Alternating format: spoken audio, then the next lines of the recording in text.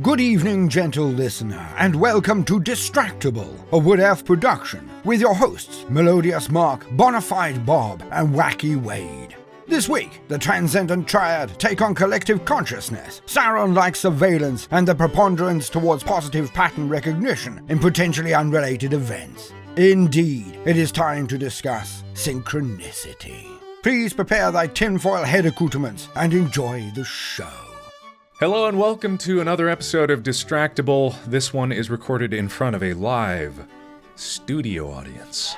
Is it? Studio? Is it a studio? Live website audience. A live internet audience? A live internet audience. Everybody at home is listening to this on their various podcast sites, but this one in particular is being recorded as we do. No one needs to know that. Does anyone need to know that? No, it's perfect. It's a beautiful intro. They're probably super interested. No, they're going to feel left out because then the people listening at home to the podcast are going to be like, oh, I missed out on the stream. Well, it's their fault. If they feel left out, it's because they're not following us on other platforms. Yeah, obviously. True, I guess. Yeah, because there's definitely people that are podcast only.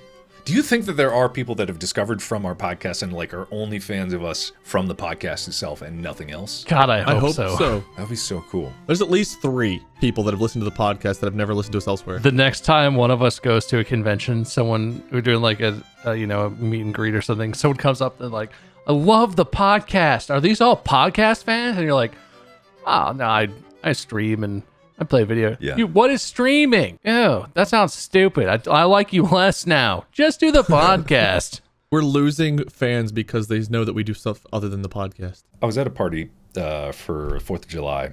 Not a big party, but just like I was there for a couple hours. And this guy I was talking to, I only met him that night, but he was talking to me, asking me questions about like what my marketing strategy was for like how I've been successful on YouTube. And I just went, oh, I don't know. you tell me what my strategy, because he started talking about like the 3 pillars of advertising of like recognition, remembrancing, and some other R word. Remembrance. Like, and I was just like, he's like, yeah, but do you target audience? And I'm like, I don't target anything. I do a shotgun blast of just my content, and whoever falls in the spray becomes a fan. And then like they were talking to me like, yeah, but you always got to branch out and try to reach new viewers. And I'm like, I don't really try to do that. I just like, people somehow just find me, and all I do is I make fun of my audience. Like 9 times out of 10, I am mocking my audience. I don't know why they're still here. It's true. I literally try to get rid of my audience. I started doing the GTRP recently, and I tell everyone to go play there, and then they literally don't come back. They go and they join and they never come back. I literally send my audience away. I give them a diving board away from my career, and I say, jump! And it works. I mean, maybe that's not the best strategy to go about it. Oh, God, no. I get emails like, hey, Wade, you're really killing your career. I'd stop doing whatever you do. I'm like, no, everybody, go, leave, don't come back. Yeah, well, fair enough. Yeah. There's no one here. I just mock everyone. But I think also it was kind of a testament of just like, I'm always trying new things when it comes to YouTube. And I think that's part of it, is just like, keep surprising people, like hit them, blindside everyone when they have no idea what's coming at them. So like, then they're just, they stick around to see where this like train's going to crash. You know what I mean? I'd like to think that's 90% of my audience. No, that's definitely what people were here for. Ooh, Yeah. I'm kind of copying you. I'm doing like a choose your own way to end your career. Like one of those choose your own. Yeah, man. You guys want to all do choose your own career ending ways, and we can figure out what the best way is for us to each end? Isn't life just one big choose your own adventure, you know? If you really think about it, you know, in the grand scheme of things, that's what it's all about, man. I don't think you have to think about that at all. I think that's exactly where that concept derives from. Yeah. It's a literary or audio-visual way of capturing autonomy and free will, and the fallacy therein that is everyday life. You think you have free will? You think you make choices? You don't make any choices. Yeah. Okay. Well, that kind of leads into the subject of today's episode, which, if you are listening right now, we are recording Distractible. Well, if you're listening right now at home, you are listening to Distractible. So you know that we recorded it because you got a notification that a new episode was out and you listened as soon as it came out at 12:01. That's this one, right? This episode? Yeah, this episode. Okay. This episode. So I want to talk about synchronicities. And so I'm not drunk enough for whatever word you just used. Synchronicities. You don't know about synchronicities? I know exactly what synchronicities are, you idiot. Yeah. How do you spell that, Mark? So, synchronicity is a phenomenon in which people interpret two separate and seemingly unrelated experiences as being meaningfully intertwined, even though there is no evidence that one led to the other or that the two events are linked in any other casual way.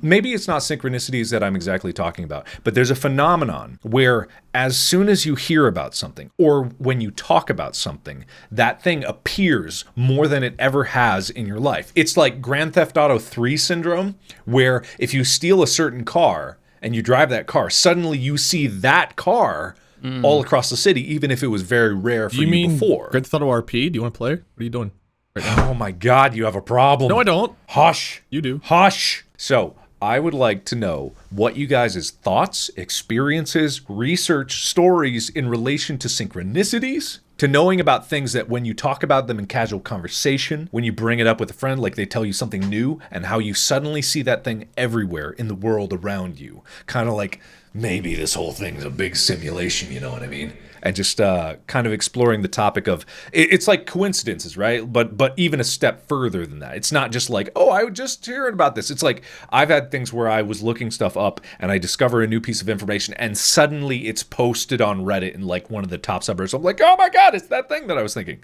You know what I mean? I have a really recent example of this exact thing, actually. Yeah, I would love to know. Bob, do you have anything in mind about this, or you got any research? I'm thinking. I'll have something really good, I'm sure. All right. Well, Wade was first to the gun, so I'm going to award him 1 point for, let me get my notepad up. Let's see. Wade, I'm actually going to be official about this, and I'm going to judge out the points. So, Wade, you get the first point. What is your experience with this? All right. It's called, I even got a title ready. Ready for this? It's a banger. Out of the semi, into the synchronicity. What? That's my title. Don't make fun. You don't even have one. I feel like I'm in a better position than you are right now. Man, I'm going to point to Wade for that one. That was Thank you. Really shut Bob down there. That was great. I did. I love that. Okay. All right. So as you all know, a few months ago, Molly and I were driving around in my car and I got hit by a semi. My car got totaled, right? So I've been doing some car shopping. I was looking for a car very similar probably. And out of nowhere, Molly and I were driving one day and we saw a Lexus parked in a parking lot. And Molly pointed out, she's like, ooh, what kind of car is that? I was like, oh, it looks like a Lexus of some kind. I'm not really sure. Because I don't actually know that much about Lexus. My aunt drives one. And I thought they were kind of like an uncommon car or whatever. I never really noticed them anywhere. And Tyler came into town. And Molly, Tyler, and I went car looking one day. And we stopped by a Lexus dealer because we were just like, well, let's try to figure out what that one type of car was. And I actually found a Lexus I really like. But we looked at multiple different models of them, whatever. But ever since like she pointed out that one Lexus and we went to look at them, everywhere I look, I see Lexus cars. I can't stop seeing them. I swear to you, I thought like 3 people in all of Ohio owned a Lexus until I went and looked at them. And now everywhere I look, it's just like everything's a Honda or a Lexus. I can't find a Toyota to save my life. I can't find any other car model. Everything's a Honda or a Lexus or a Hyundai because their logo kind of looks like Honda. I'm like, oh, is that a Honda? No, it's a Hyundai. So there's only 3 cars out there, but there are so many more people driving a Lexus than I know of. And I can't stop seeing them now. No, this is exactly what I'm talking about. I'm actually kind of glad we're doing this one live because Chad is actually helping out with this. The thing is called the frequency illusion, also known as the Bader-Meinhof phenomenon. It's a cognitive bias in which after noticing something for the first time, there's a tendency to notice it more often, leading someone to believe that it has a high frequency, a form of selection bias. And it's just like, was it always there, or are you now just aware that it's there? Like, does your brain just filter it out? Like with cars especially, like you just look around at cars and you're just like, oh, car. I know car. Car is car. But then when you know like the specific car, then you have like that information to attach to the cars and it kind of jumps out at you. You know what I mean? Yeah, but did you say Bader? Badermeinhof. That's less interesting. All right. Why? Nothing. What were you thinking of? Masturbation. I guess I shouldn't be surprised, man. Yeah, what exactly did you think the answer to that question was going to be? You know, I don't know. You know, I was hoping for something a little more. Which led me to thinking about Michael Jackson's Just Beat It song, and that kind of went, nice. And that's my tale. Anyway, Bob, it's your turn. I think I decide when it's his turn. I'm the judge here. You don't get to decide anything. Oh, no. This is live. Yeah, but they can edit it out afterwards. I'm the judge. You get 1 point for your Lexus thing, and I'm taking it away for disobeying the rules. How many points do I get for the masturbation? Just beat it. combo. 0. And don't test me. I'll take another point away. You know what? Do it. I want you to hurt me. Take it again. It's right. been a while since it. you've given me a good point whooping. All right, I took away a point. Oh, hit me with another one. All right, I took away a point. He keeps deducting. You're at 0. Can I go lower? No, you can't. Can I phone a friend? I wish I was participating. Oh, this is why you never win, Wade. This is why you never win. I like losing. You have a whole right, different fair dynamic when we're live, Wade. Can I just say that? Can I just point that out? When we do the recordings not live, you're like very quiet and like pensive, and you'll make like the odd joke. Depends. I don't know if you remember my clown car. That one wasn't live. Yeah, fair enough. I have my moments. It depends on when the sweet tea hits. But you like wait your turn. When we're live streaming, you just yell. oh, Just go for it. all right. All right. Hit me. I need you to hit me. Just beat it. Masturbation. No. No. Not gonna Mark, you're the judge. It's your turn. See, What? this is My turn? See, all right. I feel like I know exactly what this phenomenon is, Yeah. but also I feel like everyone always thinks it about cars. Not to throw shade at Waze, because I absolutely have that same experience. So please throw it. I already did. But I'm trying to think of something else in my life that I can really think of where this is a consistent thing. I feel like cars is a strong thing in America because cars are everywhere. Cars are essential. There's no, even if you live in a city, there's cars. But like you were saying, like you had other experiences with this, Mark. I don't know if I do. I have another example right off the top of my head. I have another example too, but wait, go ahead. Remember your red and black jacket or coat thing you wore for forever? That like fuzzy plaid. It was like red and black checkers. Flannel? Are you talking about his flannel? The flannel. That's the word. Yeah. My flannel? My jacket? I was very confused. Whatever it's called. I don't know. The weird, ugly checkerboard thing. I love it. Hey! I love it. Whoa! You're the judge. I love it. It's beautiful. Wow. Whoa! No, I'll call it ugly next week, but this week it's beautiful because you're the judge.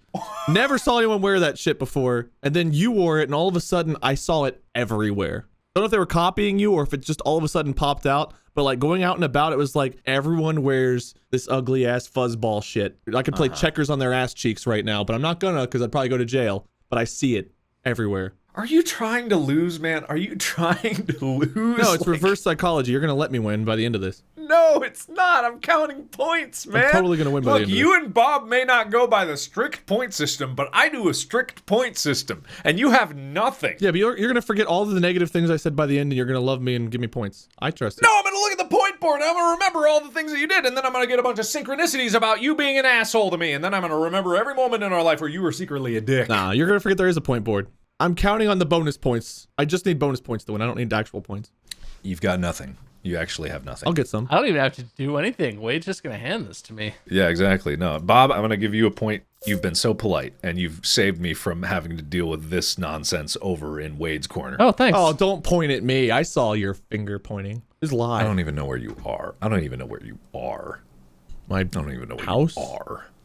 Anyway, so there's another kind of like what I think is kind of associated to this is like it's more in terms of synchronicities than that Bader-Meinhof effect. This happened a lot when I was in college, and it still happens to this day where when I'm out on the street, and it happens with startling consistency, either when I go to my car or like I park somewhere or I'm walking out from a building, the nearest light pole will go out. And it's strange. What? No. Literally. Like, I'm dead serious. This happened all the time when I was in my apartment off campus. I don't know if you were ever at that one. But it was just like, it wasn't the same light. But sometimes it was. Every time that I would go out, and it was at different times a day, this one light that I was nearest to would just go out. And I'm like, at first it was kind of like, it's a coincidence. But it happened so much that I felt like either someone was messing with me or there's like some crazy electromagnetic thing going on and like someone's trying to suck the memories out of my brain. And it's just like, I have no idea. What if our lives are simulations and we're hooked up to these machines, or there's like this team of like things that are like meant to like incorporate all the stuff that we think about to make us like more entrenched in believing our reality. So you saw the one burn out and it was on your mind. So now like the simulation's like, oh, in order to keep him like believing, we have to show him more lights going out. Or like there's a team of like little goblins running around. They're just like, screw the light bulb. And then they like jump down and run away. But they're right in front of you. You just miss them. You're just missing them. You could see them if you just paid a little bit more attention. Yeah, maybe I could could. But Chad is saying that like this happens to a lot of people, like a lot of people. Goblins? Maybe, if that is the correct solution to this. I mean, so maybe I'm jaded about this is the problem. This topic, I totally acknowledge that this exists, and I certainly feel like I've experienced this before. But I feel like this feels to me like it comes from a place of like main character syndrome or something. Yes. I don't know if that's Yeah, a I get thing, that. but like, No, that is a thing. you know, like Truman Show syndrome. Like, and I don't know if it's people wanting that or subconsciously feeling like that because, you know, you are your own narrator. But like, it just feels like everyone experiences life in a way where it's like everything that's happening relates to me. And you only really remember things that are different, right? If you have a job and you do the same commute to work and from work every day, you know, 340 days a year or whatever, a lot. Yeah. That's probably too many. We get 300 15 a year, days whatever. off? Damn. I didn't count weekends, but you know, like you do it hundreds of times a year for years of your life. You don't remember every single one, but you do definitely remember the half dozen times there was a crazy accident on the highway in front of you, or the 30 or 40 times, like you're saying, Mark, where like a light goes out right as you're driving past it or right as you're approaching it or something. Like, it's hard to keep the perspective of, especially as you get older, it's hard to keep the perspective of how much things actually do occur and what random events really mean or could mean or what they're really related to. Because like one of my favorite things to think about and trip myself out over is as you get older, right? Time warps. Your perception of time warps. I'm sure there are official terms and things for this. But like when you're 7 years old, something that happened a year ago happened 1/7 of your life ago. And now I'm 30 years old and something that happened a year ago happened 1/30 of my life. That increment of time is like more than 3 times smaller now than it was when I was a kid. Also, your cognitive abilities develop, you know, your kids are kind of dumb and your brain develops and your understanding of the world develops. But like, I feel like as you grow up, and especially in the age, like, you know, your early 20s, around the time you turn 20 and in that part of your life, you start to hit the wall of like, time doesn't feel quite right. Because when you're a kid, a year feels like forever. A school year feels like it goes on for an eternity. And when you're in college, it feels like you burn through college. Or anyway, it did for me, right? If you go to college, you maybe do 4 years, 5 years, whatever, you do your whole program. It feels like you just snapped right through it. Like you just started and maybe a year or two went by and now you're graduating. And you graduate college like I went to grad school. That was the hard 3 years. Law school was terrible. I really struggled. It was hard to succeed. It was hard on me mentally. It feels like a blip. It feels like I went to law school for like a week. And I feel like that relates to how you perceive these like synchronicity sort of things like you were talking about. But like you're thinking about the lights. How many times, like if you had to try and count a number, it feels like it's every time. How many times do you think it's realistically happened? Like 50? Like 25? You're totally right. Maybe 30, 40. Like maybe 30, 40 times. So like in the occurrences of your life and the number of times you've walked into a parking lot or whatever, like the number of those situations you've been in, it's a relatively small percentage. It does seem like that's a higher than normal occurrence rate for that. Yeah. But to you, because that's like significant or because it happened to you at some point where you were hyper aware of it or whatever, it's like this thing, right? You become fixated on it. It feels increasingly connected to you, like it follows you and it only and you know it's this thing that happens to you. I like to wonder about how our perception of time over the course of life and as we age and have more time relatively that we've experienced, how that affects things like that. Yeah, definitely. I'm giving you a point for the deep discussion because, like, I firmly believe that synchronicities aren't anything to be read into. It is just fun coincidences to talk about. But also, like, the perception of time, it's an interesting approach to it because it's also like we rewrite our memories as we think of it. So I wonder how, like, on the 10th time this happens, kind of like backtrack, like, oh, it happened again and again and again. And it seems like so many times that it happened because when you're age 0 to age 10, the entirety of your life is like anywhere in between 0 years. So like the totality of your life is all encompassing. Like a year back then feels like forever. Whereas the older you get, 1 year becomes a smaller proportion of your whole life. So as you backtrack it all, 1 year becomes less meaningful the older you get because you have so many years. So like perception of time does distort, like as things go on and like your experiences start to collate together and kind of get jumbled up. But you know, there are strange phenomena that are unexplainable because, well, I'm not trying to justify it. I was going to say, doesn't the brain look for patterns and stuff anyway? So on top of this distortion, the brain looks for patterns. So like, I remember after going through a rough breakup, I was trying to find different ways to distract myself. And it's like, okay, well, I'm going to drive to so-and-so place. You turn on the radio and immediately it's a sad like breakup song. Like, and you turn that off right away. You go into like a bookstore and the first book you see is like Chicken Soup for the Broken Heart. You're like, okay, well, screw this. You go to a Blockbuster, which used to exist, and I go to look for a movie, and it's like, How I Broke Up with My Ex, the Richard Gere movie. And it's like, oh, for fuck's sake. But there's so many other things you could be seeing or hearing or listening to, but your brain latches onto those things because it's what's already on your mind. And so you like unintentionally draw your gaze at the one thing that like reminds you whatever's already on your mind. I have the thing where like, I'll just like be because I like look around a lot. I don't know if it's ADHD or something like that, but I always just so happen to look like in the far up window where someone is glaring at me. And I don't know if it's like my subconscious, or not glaring at me, but like looking at me. Like if I'm walking on the street, I like to look up because I'm afraid of things falling on my head. Sure. Like, I feel like that's a reasonable fear. Yeah. So I'm looking up and around. I don't know if it's just like I have a superpower of subconsciously knowing when someone's looking at me because whenever I look up, I find someone that's just like staring down at me and then they go, huh, and then they step back away from the window or they turn away. And I'm like, did I notice that out of the corner of my eye or is this just me always looking around? And I think these moments of when I meet eye contact with someone are special because I'm always looking up and I'm always looking around, but it seems like I meet eyes with people who are looking down, say just people watching or something more often than not. Do you ever have a power struggle when you make eye contact and you don't know whether you should look away first or wait for them to look away first and you end up staring into each other's eyes way too long and then you're both like, this is awkward, but you can tell that like they're waiting for you to look away but you're still waiting too and you start to sweat? No. If you're staring at someone long enough to start sweating, I think you got a problem. Yeah, I don't either. I was just curious if you did. Sure, yeah. That sounds normal. It was just a thought. Yeah, just a thought. Yeah, that's what this podcast is all about. Just thoughts, man. Just thoughts. Yeah. I guess so. I sort of didn't play along very well with your concept, and I was like, "Oh, no, this doesn't happen to me." Yeah. But something that does happen to me, I feel like maybe more than to other people, or at least I think about it more than other people talk about it with me. How often do you guys get deja vu? Oh, it comes in bursts. I'll have like a month where I feel like it happens 3 times, and I swear it feels like I've gone years without it before. Yeah, no, it's not all the time for me, but I remember just recently I had deja vu because it was when I was in Canada. I just like had parked on a street. And I looked and I saw these 2 cars that were parked in front of each other. And it was the strangest feeling that I had been here before. And of course I hadn't. I was in Canada in a place of filming I've never been. But I so distinctly looked at the street and the cars and I'm like, I have seen this before. And I know that is just random noise in the brain being like the pattern recognition part of the brain is like, oh shit. And then like maybe I had some kind of memory or dream that was roughly an approximation of this scene.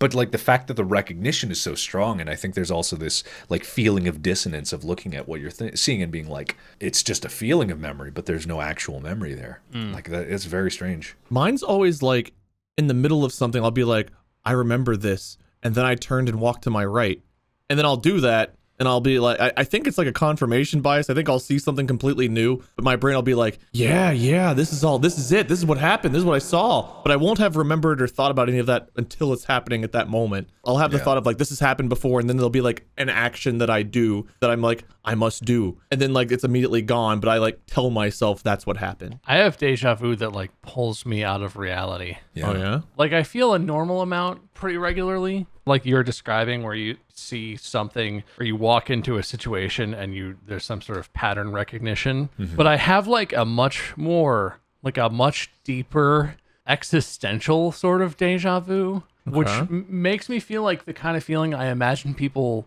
have when they talk about like, I know what I was in a past life. In my past life, I was this other person or something, or like I feel, because it's not a thing where I see something or I experience something and my brain is like, we've seen this before. What is it? It's a thing where it's like I'm having my internal dialogue or whatever. I'm just going about my day and my brain is like, it feels like I've lived this before. Like I know the answer to this thing I'm thinking about, but it's not from within myself. I would describe it as deja vu, but it feels like my brain is just like, we know this. I know this because of the universe or something. Like it makes me feel kind of crazy, but I get that regularly, and it completely pulls me out of reality. Like if I'm with a group of friends, I might become completely silent and like just go vacant and be drawn into it. Or like if I'm streaming or something, I just completely zone out. Like I do it all the time. That's why you don't laugh at some of my jokes sometimes. Deja vu must be hitting you. Sure. That makes a lot of sense. I've heard all these jokes before somewhere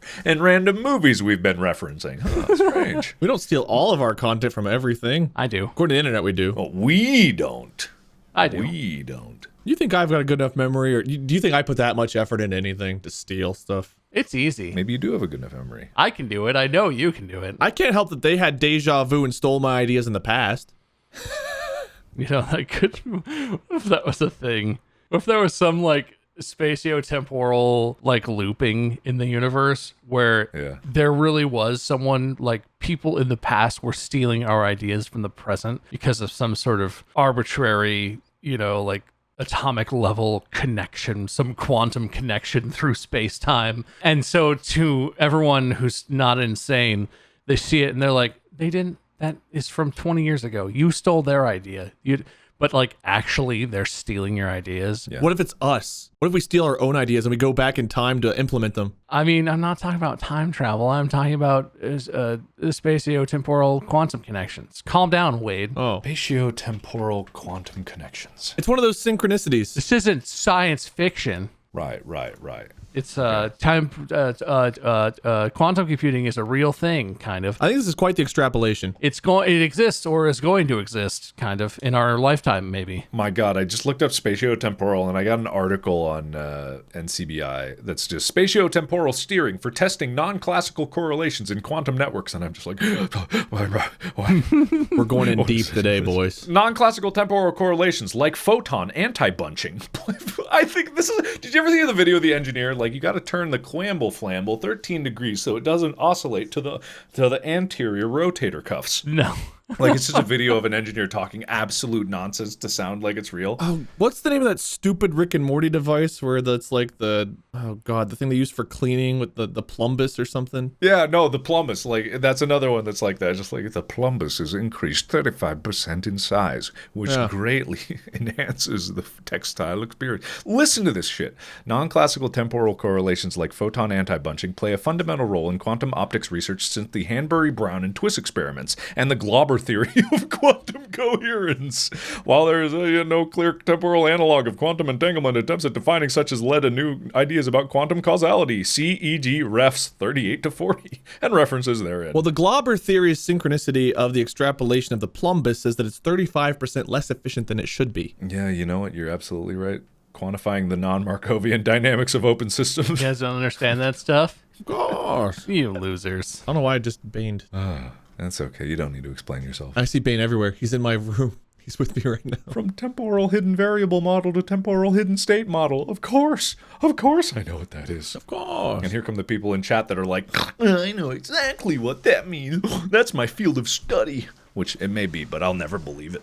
I'll never believe that. Nah, they're just stealing our ideas from the past. Yeah, absolutely. Anything that someone comes up with that we can also come up with, they stole from us. I truly believe that because we are the main characters of this podcast and therefore the world and the universe as a whole. Anyway, I am 100% sure that every major corporation knows exactly what I'm thinking at all times. Oh, that's a completely different aspect of things, like the advent of technology and them listening to our conversations and advertising for it. Definitely doesn't help. Oh, they know. Oh, they know. Is that a synchronicity? If you talk about something like, you're like, dude, remember like that drink surge? And then like you go online and just all of a sudden it's like Surge back in stores, get Surge on eBay, Surge on. It's That's like not a synchronicity. That's just effective targeted advertising. But in a way, it kind of is like a phenomenon through technology occurring without your knowledge of it. So to you, it's a synchronicity. And like if the corporations had an ideal scenario, you would never know that they were listening. Like that's what they would want. Boobs. And therefore, like for those who don't know, we're talking about the idea. Like I think Boobs. Facebook is the biggest perpetrator of this. Boobs. Are you okay, man?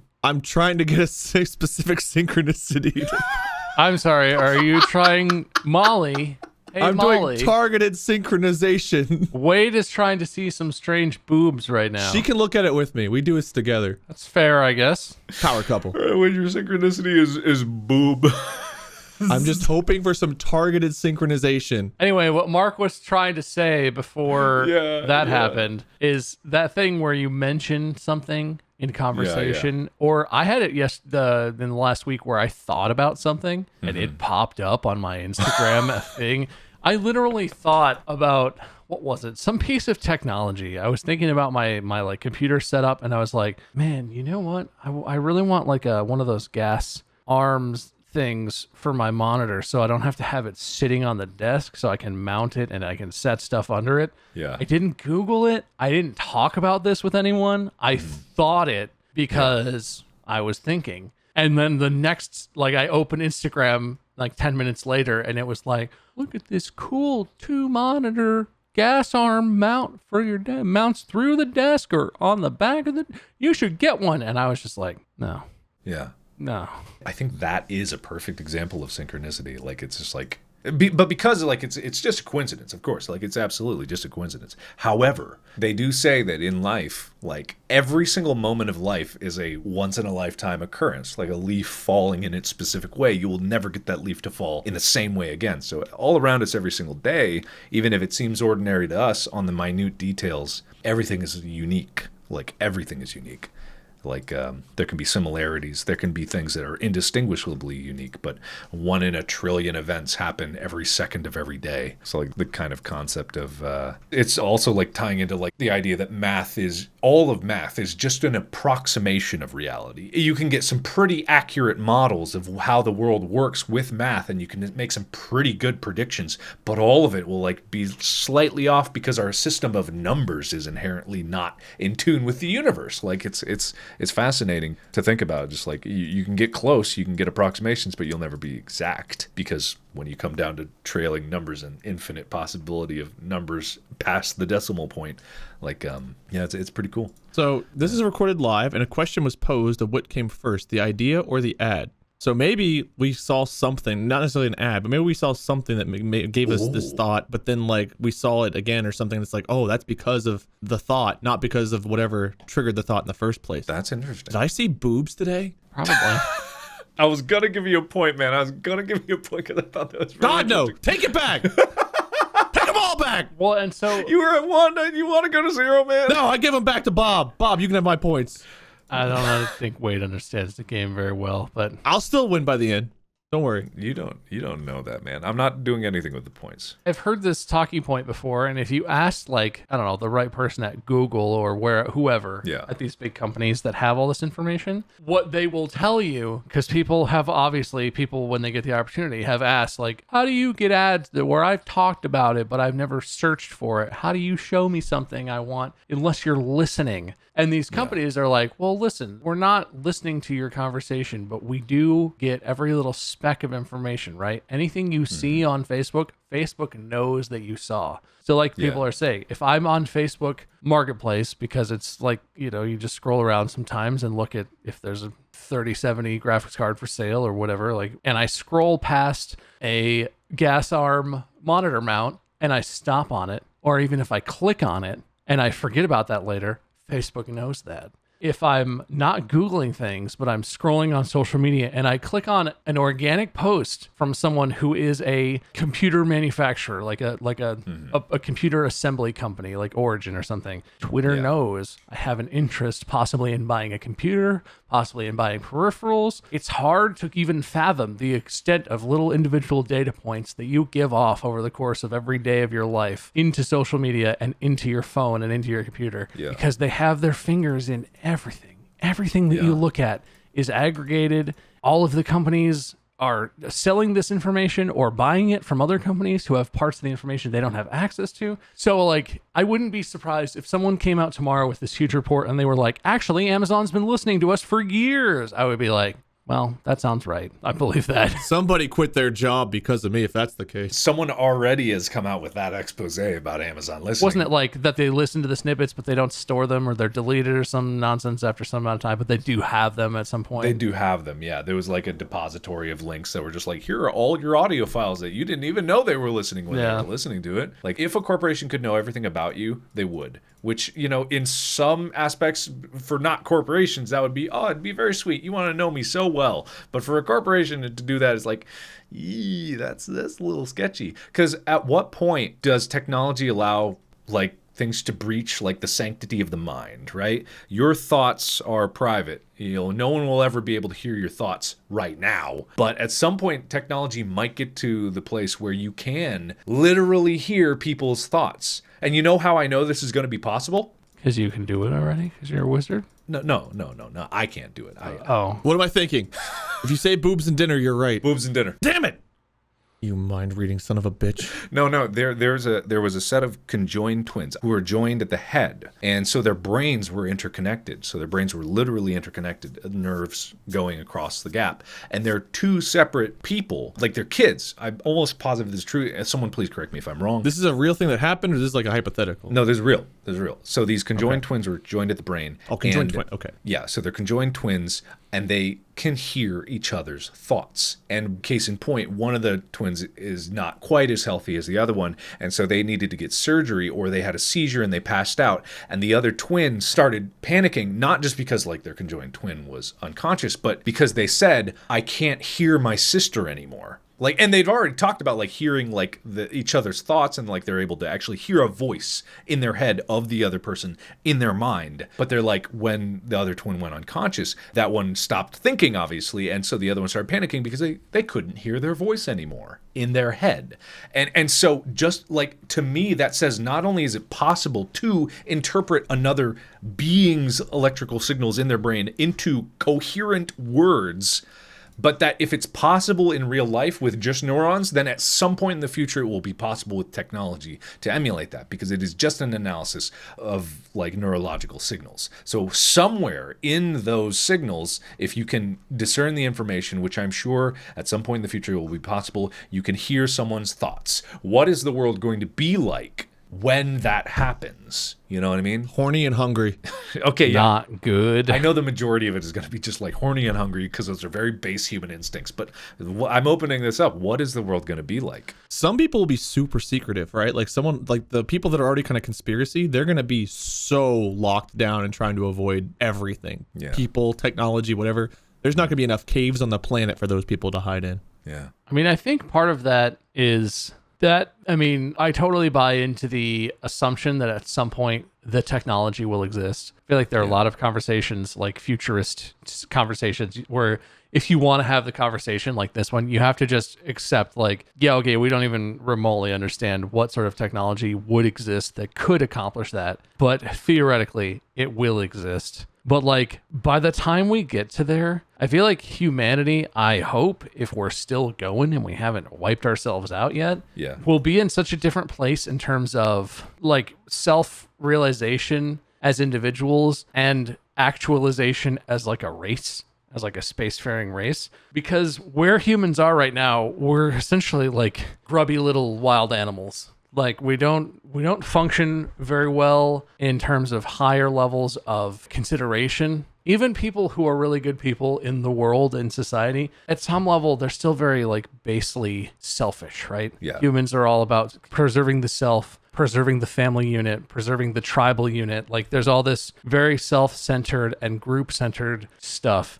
I feel like at the point in time when that technology exists where you could access the actual pure thoughts of someone, humanity would be in such a different place in terms of how we exist, how we view the world, how people view their individuality. And so maybe that's a bold assumption about how long that's going to take or how humanity might progress. Humanity might never reach that. But I just feel like if you're as a species not at the place where you're comfortable with, sort of letting go of the self for the greater good of the species as a whole, in the grand scheme of the universe, people are not going to deal with that well, because people have very, very disturbing thoughts. Like at any given moment, a totally normal, sane person who's not like a serial killer or, is going to act on any of these will have all of these thoughts. Someone will say something rude to them or will cut them off and they'll be like, I'll fucking kill you. And then their brain is like, oh, that's a bit much. But like the thoughts are all in there, right? A raw stream of consciousness is a lot of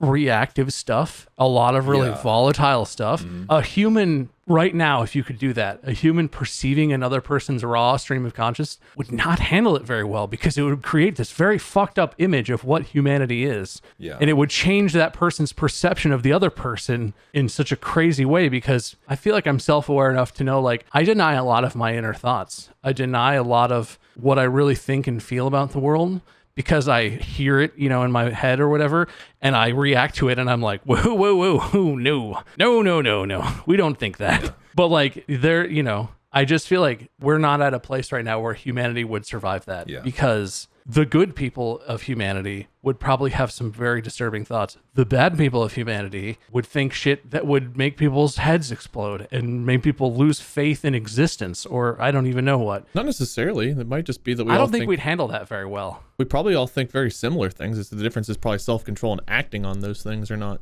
To some extent, I imagine we all have similar like base thoughts, and just some of us are like, whoa, no brain. And some people are just like, yeah, all right, I'll steal the jewelry. Why not? That's a good point. It might take a generation, but it also might be a unifying experience for humanity to realize that we're not quite islands inside our own heads. And like, to go back to the twins, like, that's all they know is like the ability to live that existence. So it becomes normal. And so like, there is a big thing about like what is default becomes what's quote unquote normal for society or humanity. And like, because I do think Wade's right, is like, a lot of us do have these kind of fucked up thoughts all the time. And it's just like, of course we would never act on them. They're most of the time just intrusive thoughts that they come up at random. I think it might be a shock at first, but the fact that everyone does it kind of could be an eye-opening experience, and like be like, oh shit, just because we all think thoughts doesn't mean we're all fucked up. Like, it's just to be human, right? I guess I think about it in a very dystopian way, but where we are right now, the way anyway I perceive our like society and our general humanity, I don't think it would react positively to that. Oh, definitely. I think it would confirm everyone's worst fears. Yeah. I think it would drive people away from the idea that humanity is redeemable in any way. And just confirm for everyone, like, oh, we're all terrible. We're all fucking terrible. So fuck this. And everyone would just, to some extent, I think it could go that way anyway. It would break in the negative as opposed to unite people, like you're saying. I think some people would implode, some people would not. And it's kind of just like, it's like, I don't know if the technology is going to be something where you can't escape it, or it's like a choice to do or something like that. But like, it is one of those things where like, if it was just the way things were, and say it was forced on everyone that you had to open your brain up to everyone's thoughts, you would get a lot of fighting against that. And I would not be for that, because it kind of destroys the idea of like, you are yourself and like your own autonomy and stuff like that. And it's like, it is invasive. We are ourselves. I'm a big advocate of like privacy and like individuality, and like you are your own person and you are the determinator of your own destiny and whatnot. But also at the same time, like, if in a hypothetical situation where this technology not only exists, but everyone instantaneously had access to it and you didn't have a choice, I feel like there would be an upheaval, but also people would adapt. Like, it would just be like, okay, I guess this just is what it is. I don't really have a choice. I'm sure there'd be like people who come up with some kind of mind blocker technology, but I think the possibility of becoming a hive mind is intriguing and terrifying. That's terrifying. What if, But also, like, you take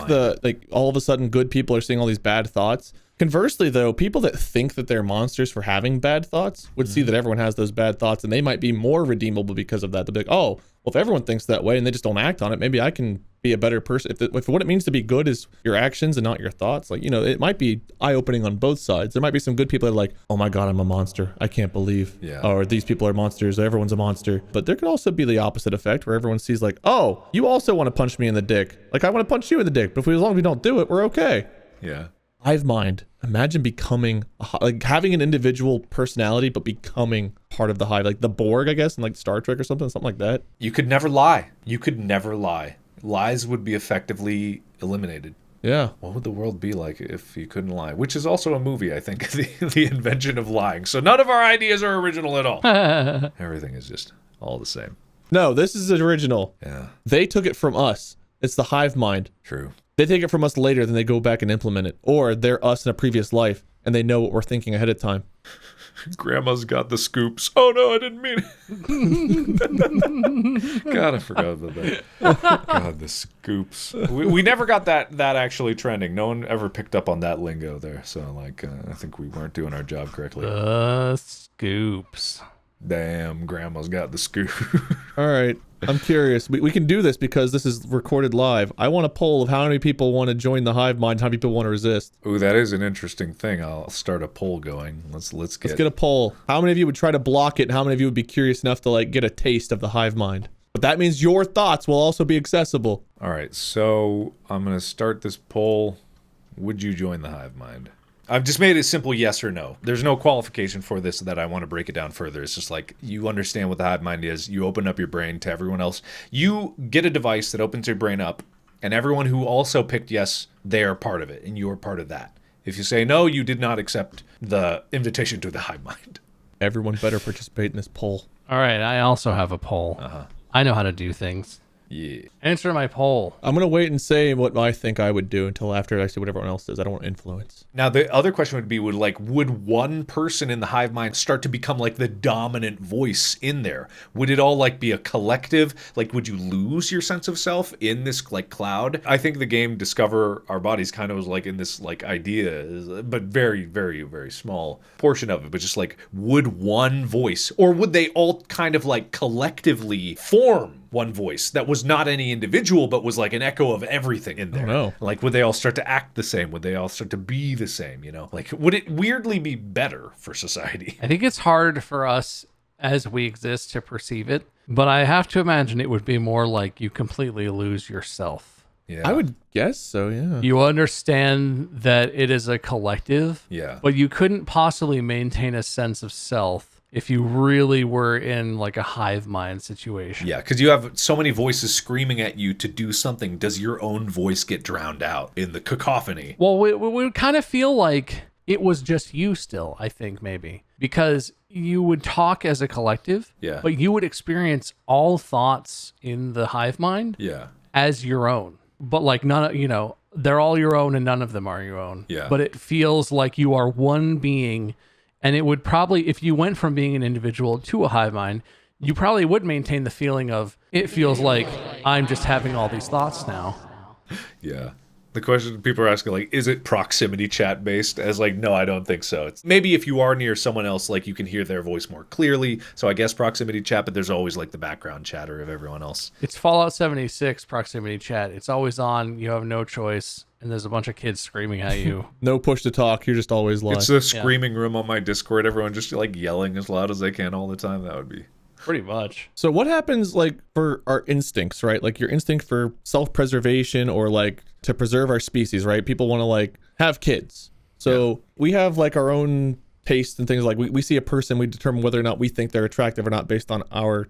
So if you have 10 people, 1 million people, is it everyone becomes desirable, or does it morph into one mold that kind of takes is it a building up an ideal person out of these poles, right? You have all these different voices saying brunette, redhead, blonde, bald, and just the majority slowly morphs oh, okay, this is the image that comes to mind of the ideal partner or is it still a collective? Is it just a giant orgy where everyone just jumps into a pile? I don't know. I mean, I have to imagine that's why hive mind characters are always so benevolent. You could never have a dominant thought. Yeah. Yeah. The thinking becomes utilitarian, right? Yeah. The thinking becomes survival of the hive mind, what's best for the hive mind. Yeah. All of the individual concerns of attractiveness of a mate, like your example, or like, what are we going to eat?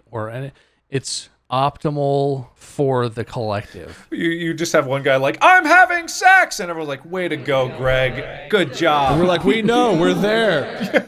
We're all having sex, right? I wonder if that character exists. Anyone's ever written like a hive mind character where there were just some outliers in the hive mind that like everyone kind of hated, but it's the same character, but they're just randomly like, oh, she's so hot, and then the hive mind voice is like, we're sorry, that's Greg. Greg's kind of an asshole. Yeah. What would happen if someone lost that connection? Like if you were in there and like you had given so much of yourself to like the collective and then suddenly your connection got severed to it. Like what would you even do? Would you like suddenly become like so afraid because you don't hear anyone? It would be like losing a good percentage of your brain. Just all of a sudden, so much knowledge, understanding, capacity for thought would be gone. All of the things you see, like if you could see, smell, hear what everyone else is doing, it'd be like having a good portion of you cut off. Yeah. You would talk about deja vu. You'd have deja vu all the time because I was like, I'm at this restaurant and 20 people in your head are like, I've been there before. Wow, I love that place. Wow. 79% of people would rather not be part of the collective. That's kind of what I'm getting. I'm at 70. 70? Oh, you have more eager people. A third. You guys are eager. That says something about those Facebook people wanting to be part of the collective. They practically are already. Wow. Makes sense. All right, I'm going to bring this together. We all had some really great points. I'm assigning some final tallies here. We made some great tangents away from the base thing of synchronicity, but I think we got to a really interesting place and a good discussion. Wade, I hate to say this, but if you had not asked me to remove so many points from you, you would be winning right now because you have 3 points. Wow. Unbelievable. I still got this. No, you don't, because it's over. Take those away too and score this golf away. No, it's not golf. Can be. I do this my way.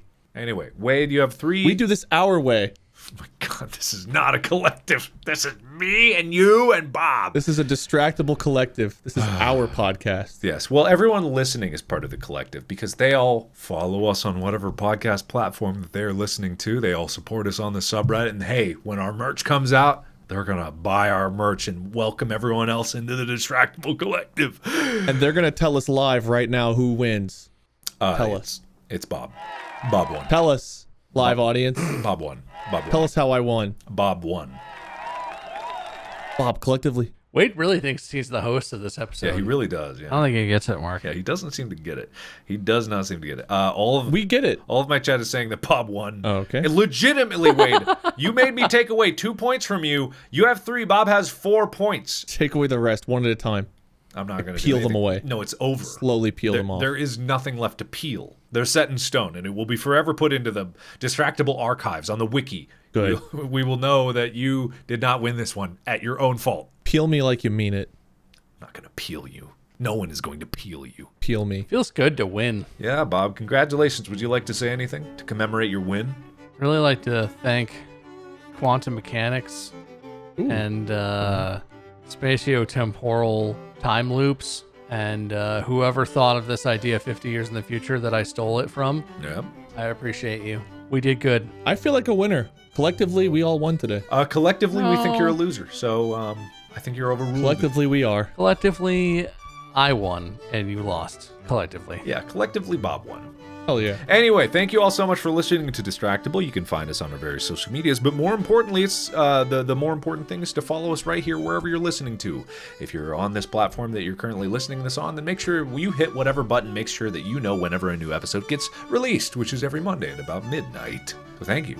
Nothing else to say, nothing else to do. Just if you want to join the Hive Mind in 50 years, let us know, and then you'll make up your mind. Podcast out. That's not. I say that. Oh. Podcast out.